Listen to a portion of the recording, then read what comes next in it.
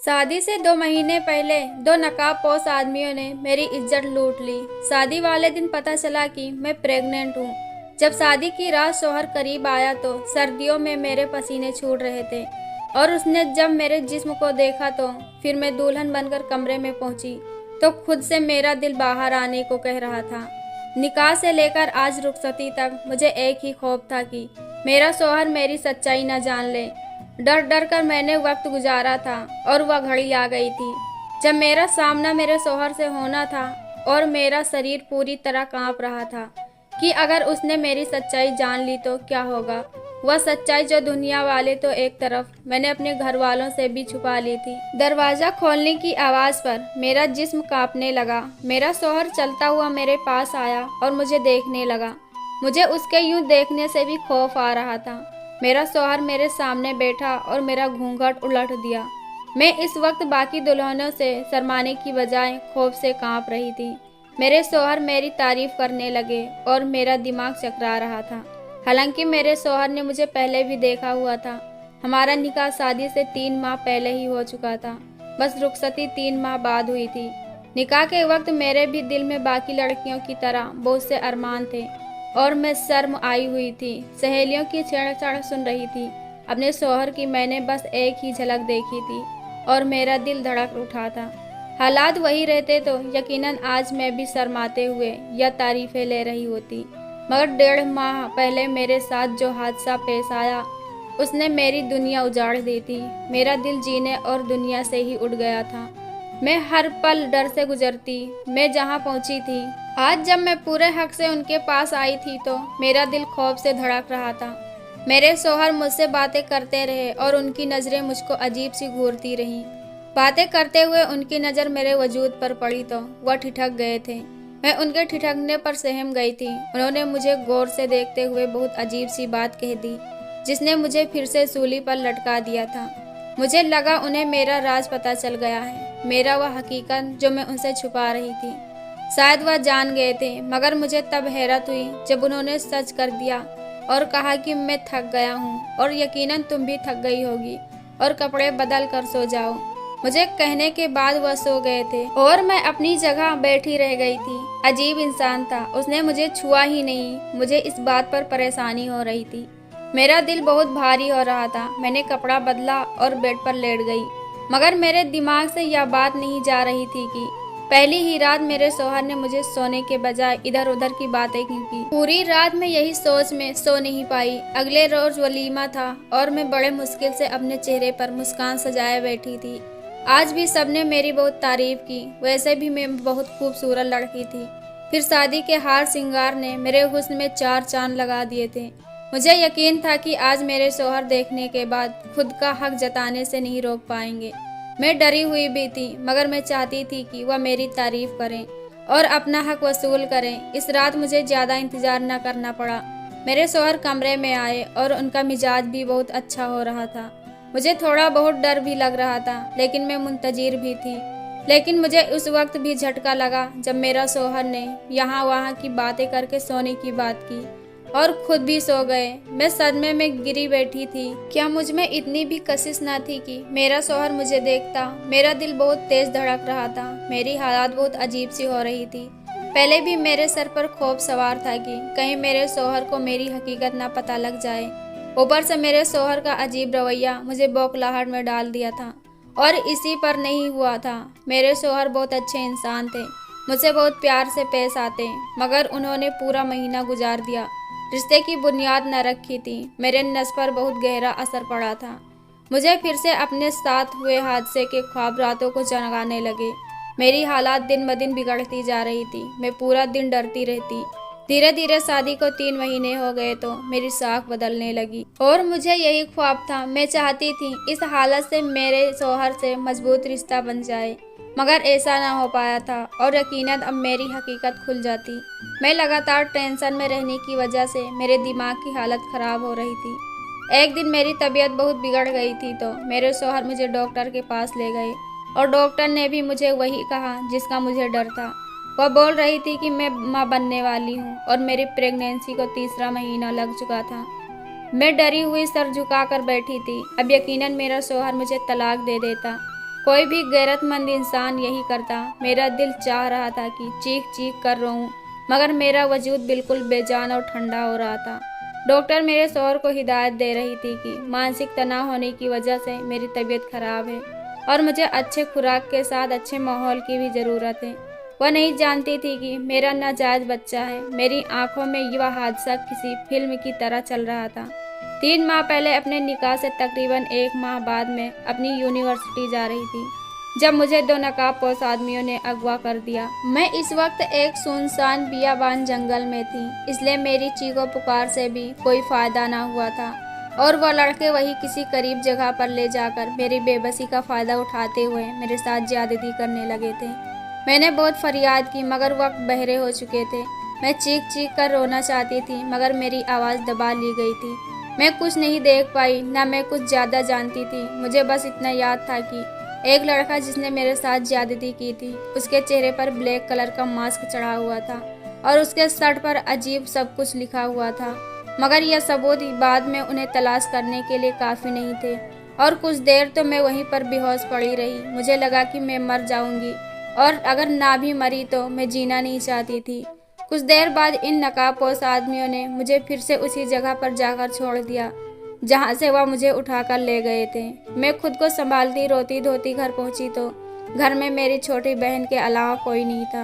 मैं अपने कमरे में जाकर बंद हो गई और फूट फूट कर रोने लगी। मुझे गम और परेशानी से बुखार हो गया था। रातों को मैं डर जाती और मुझे ख्वाब में वह नकाबपोश नजर आने लगे थे। मैं अपनी चीखों दबाकर रोते से सकते रात आंखों में काट लेती, मगर कभी किसी को बताने की हिम्मत न कर पाई थी। घर वाले मेरा पूरा ख्याल रखते रहे और लगातार 1 हफ्ते बीमारी ने मेरे चेहरे की रौनक छीन ली थी। फिर आहिस्ता आहिस्ता मैं संभलने लगी, मगर इन सब में वह किस्सा दब गया जो मेरे साथ हुआ था। आहिस्ता आहिस्ता मैं अब इस परेशानी से निकलने लगी थी और मेरे दिल से यह डर भी अब निकलने लगा था। मैंने घर वालों से यह बात छुपा ली थी और खुद को संभाल लिया, मगर कुछ वक्त बीता तो मुझे अपने आप में कुछ बदलाव दिखने लगा। अक्सर मेरा सर चकराने लगता और मुझे पलटी होने लगती। मुझे डर था कि कहीं यह सब उस रोज हुए हादसे का नतीजा तो ना हो। मैं चुपचाप कॉलेज से ही एक लेडी डॉक्टर के पास गई और चेकअप करवा कर मैंने शिद्दत से दुआ की कि ऐसा ना हो जिसका मुझे डर है। और शायद खुदा को यही मंजूर था जो मेरी रिपोर्ट में यही आया कि मैं प्रेग्नेंट हूँ। मैं बहुत रोई। मैं अब कहाँ जाती, मैं किससे अपनी परेशानी बताती और कौन मुझ पर विश्वास करता। मैं जानती थी मुझे ही गुनहगार समझा जाता। घर आकर मैं चुपचाप रहने लगी। घर में अम्मी अब्बू दोनों जॉब होल्डर थे और छोटी बहन न समझती, इसलिए मेरी हालात को बीमारी तस्वर कर लिया गया था। मेरी जिन्नी हालत बदतर होती जा रही थी। फिर मेरी शादी का शोर उठा तो मदर सी गई। क्या मेरा शौहर मुझ पर यकीन करता? कभी नहीं। वह मुझसे रिश्ता तोड़ देता और मैं हर किसी में बदकिरदार मशहूर हो जाती।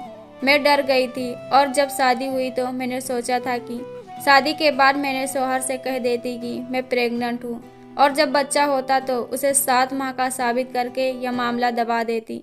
मगर यहाँ भी किस्मत ने मेरा साथ न दिया और मेरे अजीब शौहर मुझसे मोहब्बत के दावे करके मेरा इतना ख्याल रखकर मुझसे फासले बनाए रखते थे। अब डॉक्टर ने हकीकत खोल दी थी। अब मैं अंजाम जानती थी कि घर जाकर मेरे शौहर मुझे बुरा भला कहेंगे और बदकिरदारी का इल्जाम लगाकर मुझे तलाक दे देंगे।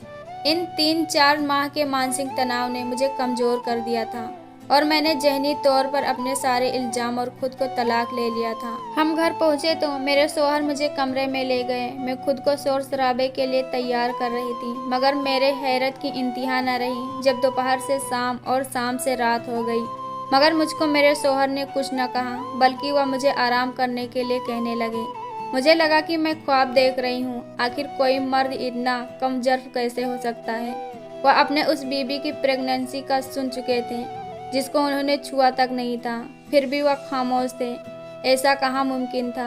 मुझे डर बहुत था, लेकिन उन पर रस बहुत आ रहा था और मैं दिन भर दिन उनकी मोहब्बत में गिरफ्तार होती जा रही थी। मुझे यकीन होने लगा कि वह जिस मोहब्बत के दावे करते थे शायद वो सच्चे थे। वक्त गुजरता जा रहा था और वह मेरा हर तरह से ख्याल रखने लगे थे। मेरे लिए फ्रूट्स लाते, दूध भी अपने हाथों से बनाते। मैं इस सब को उनकी मोहब्बत समझती रही, लेकिन फिर भी मुझे कभी कभी उन पर शदीद हैरत होती थी। उनका इतना ख्याल रखने पर मुझे दोबारा कोई दिक्कत न हुई थी। और मैंने प्रेगनेंसी का सारा वक्त सुकून से गुजारा था। और फिर मैंने शादी के 7 माह बाद एक सेहतमंद बच्चे को जन्म दिया।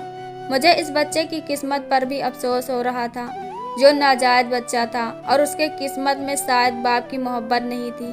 सच तो यह था कि मुझे भी उस बच्चे से ज़्यादा मोहब्बत या लगाव नहीं महसूस हो रहा था। लेकिन मेरे अजीबोगरीब शौहर ने मुझे यहाँ पर भी गलत साबित किया और इस बच्चे को, जिसका बाप और कुछ अता पता ना था, उसको इतना मोहब्बत दी कि मैं हैरत में पड़ गई थी।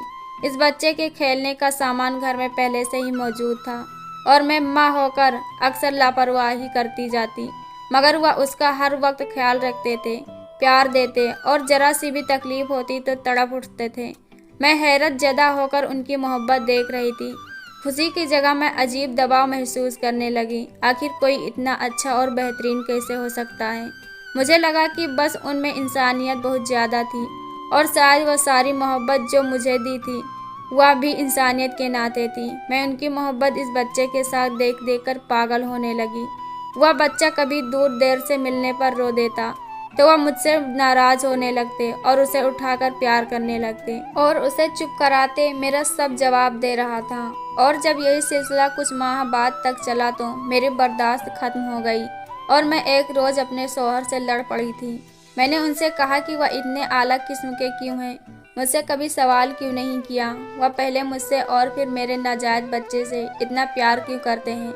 मैं चीख पड़ी थी। मुझे उनका इतना प्यार देना और मेरा ख्याल रखना खल रहा था। मेरे लगने पर वह मुझे खामोश नज़रों से देखने लगे, लेकिन उन्होंने मुझे जवाब नहीं दिया था। जब पहले रोज़ उन्होंने मुझे मेरे बड़े जिस्म को देखकर हैरत का इजहार किया था तो मैंने उनकी हालत देखकर तब बहाना बना दिया था कि मैं शादी के दिनों में बैठकर खाने लगी हूँ, इसलिए मोटी हो रही हूँ। हालांकि मुझे तब उनके अजीब नज़रों और सवाल पर हैरत हुई थी। तब मुझे बस दूसरा माह था और मुझ में इतनी तब्दीली नहीं आई थी कि कोई पहचान सकता। मैं रो रही थी। मैंने उनसे पूछा, क्या उन्हें पहले रोज़ तक नहीं हुआ था मुझ पर, जब उन्होंने मेरे जिस्म में तब्दीली महसूस की थी? वह बोले कि हाँ, मुझे शक हुआ था, मगर तुमने कुछ नहीं बताया था। मुझे उनके जवाब पर झटका लगा था। मेरा सर अब चकराने लगा था। मुझे एहसास हुआ कि मेरे शौहर वाकई अजीब फितरत के मालिक हैं। उन्हें शक हुआ और उन्होंने सवाल नहीं किया। पूछा कि ऐसा क्यों और कैसे हुआ। जानने तक की कोशिश नहीं की कि मेरे साथ क्या हुआ था या फिर मैंने उन्हीं के साथ बेवफाई क्यों की है। पूछा क्यों नहीं। मेरे झगड़ने पर वह बोले कि तुम्हें आज मैं एक हकीकत बताना चाहता हूँ। वह गमज़दा हुए थे और मैं उनकी बात सुन रही थी। मुझे भी अब उनके रवैये की हकीकत जाननी थी और मैं अब इतना तो समझ गई थी कि कोई तो बात है जिसकी वजह से वह ऐसे थे। कुछ ऐसा था जिसने उन्हें इतना अजीब बना दिया था। उस रोज़ उन्होंने अपने बारे में जो मुझे सच्चाई बताई वह मुझे अंदर तक हिला कर रख दिया था। उन्होंने बताया कि उनके माँ के साथ भी ऐसे ही ज्यादती हुई थी और जब उनकी शादी हुई तो वह माँ बनने वाली थी। उन्होंने मेरे बाप को यह सच नहीं बताया, बल्कि उस सच को अपने अंदर दबा कर रखा और ब्याह कर आ गई। जब शादी के बाद मेरे बाप को यह हकीकत पता चली तो उन्होंने बहुत हंगामा किया। उन्होंने मेरी माँ को बदकिरदारी के ताने दिए और बहुत तकलीफ दिए, लेकिन अजीब बात यह थी कि वह अपनी बीबी को छोड़ने के लिए तैयार ना थे। अपनी बीबी को अपनाए रखा, रिश्ता कायम रखा, मगर बस इतना ही मदद कर पाए, इससे ज़्यादा वह मदद ना कर पाए। हालांकि मेरे माँ के साथ ज्यादती हुई थी और उनका कोई कसूर ना था। वह मेरे बाप के ताने और डांट फटकार सुनती रही। फिर मैं पैदा हुआ और मैं एक नाजायज बच्चा था और मेरा मकान किसी जायज बच्चे वाला नहीं था। यहाँ भी मेरे बाप ने एहसान किया और मुझे अपना नाम दिया, मुझे घर में रखा और पढ़ाया लिखाया। मगर एक फ़र्क रह गया था, क्योंकि मैं नाजायज बच्चा था जिसके हकीकी बात की कोई खबर ना थी, तो मुझे अपने बाप से सगे बाप वाली मोहब्बत ना मिली थी। मेरे पास दुनिया की हर खुशी थी, मगर माँ बाप का सच्चा प्यार कभी नहीं मिला था। फिर मेरे और बहन भाई भी पैदा हुए। वह मेरे माँ बाप की जायज़ औलाद थी, इसीलिए उनका मुकाम अलग था। उन्हें ज़्यादा मोहब्बत और प्यार मिला, उनकी शख्सियत बड़ी थी। मैं यह फ़र्क देख देख कर बड़ा हो रहा था और मेरे अंदर नफरत होने लगी थी। मेरे अंदर बहुत सी बुराइयां जन्म ले चुकी थी। मेरे अंदर औरतों के खिलाफ जहर भर गया था। मैं अपनी माँ से अक्सर लड़ता रहता। मुझे अपनी माँ से यही गिला था कि जब शादी से पहले उनके साथ ज्यादती हुई तो उन्होंने मेरे बाप को क्यों नहीं बताया? उन्हें चाहिए था कि अपने होने वाले शोहर को पहले यह सच्चाई बता देती, उनको फैसले का हक देती। फिर नज़र में मेरी माँ के शोहर का कोई कसूर नहीं था।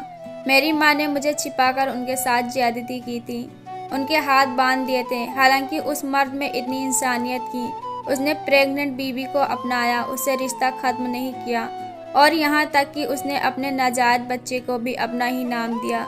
इस मर्द को पैदाइश से पहले इस हकीकत का इल्म होता तो वह कभी मेरी माँ को न छोड़ता। हाँ, मगर इतना होता कि वह इस घर में रहता और यह फैसला उसने अपनी मर्जी से किया है। उसे यह मान होता कि मेरी माँ ने उस पर एतबार किया। मेरे शोहर बोल रहे थे और मैं जैसे बर्फ की तरह जम चुकी थी, यानी मैंने अपने शोहर की माँ वाली किस्मत पाई थी। तो यह थी वह बात जिसकी वजह से मुझ पर शक होने की वजह से भी बात नहीं किया था, बल्कि हकीकत पता चली तो मारने या पीटने के बजाय दिल से अपना लिया। मेरे शोहर ने मेरी तरफ देखा और मुझसे कहा कि मेरा तुमसे यही सवाल है, तुमने मुझसे क्यों छुपाया यह सब? क्या तुम यह सब में शामिल थी? क्या तुम्हारा किसी से नाजायज ताल्लुक था? मैं उनके सवाल पर तड़प उठी थी और मैंने अपना सर हिलाकर इनकार किया और उन्हें बताने लगी कि ऐसा कुछ नहीं। मैंने कसम खाई और कहा, मैं बेकसूर हूँ। मैं उन नकाबपोश आदमियों को नहीं जानती, लेकिन शक्ल तक नहीं देखी। मैंने कहा, मेरे दिल में अगर कोई था तो वह मेरा शोहर था। तो उन्होंने कहा कि अगर ऐसा था तो तुमने मुझसे यह बात क्यों छुपाई? मुझसे खुद क्यों नहीं बताया? तुम्हारे साथ तो ज्यादती हुई थी, तुम तो खुद भी मजलूम थी।